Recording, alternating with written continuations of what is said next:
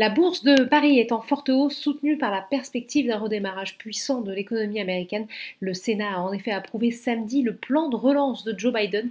Il doit maintenant passer par la Chambre des représentants. Bref, le CAC 40 a passé le cap des 5900 points et termine la séance sur une hausse de plus de 2%. Du côté des valeurs, Unibail, Rodamco, Westfield est en tête de l'indice, presque 9% de hausse, profitant d'un phénomène de rotation sectorielle en faveur de la value. Le secteur automobile est également bien orienté. Stellantis, issu de la fusion entre PSA et FCA, s'offre une hausse de presque 6%. L'aéronautique s'attire également les faveurs des investisseurs. Airbus gagne plus de 5%, porté par le redémarrage des commandes d'appareils et par la trêve pour 4 mois des droits de douane que Washington et Bruxelles s'appliquent mutuellement dans le cadre d'un vieux litige commercial. Le motoriste Safran est également bien orienté, plus de 5% de hausse. Enfin, les bancaires bénéficient de la remontée des taux longs. Société Générale progresse de presque 5%. À l'inverse, cette hausse des rendements obligataires continue de peser sur les actions valorisées, à l'instar de la tech. Dassault Systèmes lâche notamment 0,59%. Total recule aussi,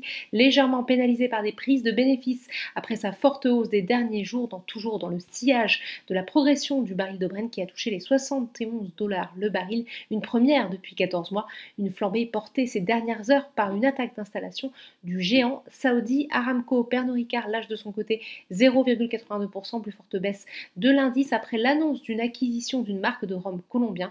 Enfin, sur le SBF 120, les foncières et l'automobile sont également à l'honneur. À contrario, les valeurs qui ont bien performé ces derniers mois sont délaissées, à l'instar d'Ipsen ou de McPhy Energy. Et Eramet aussi recule sur fond de spéculation sur un changement de direction voulu par l'actionnaire majoritaire. Enfin, outre-Atlantique, le marché s'est d'abord montré tiraillé entre la perspective d'une relance et la remontée des rendements obligataires. Finalement, les indices se sont décidés à aller de l'avant. Voilà, c'est tout pour ce soir. N'oubliez pas, toute l'actualité économique et financière est sur Boursorama.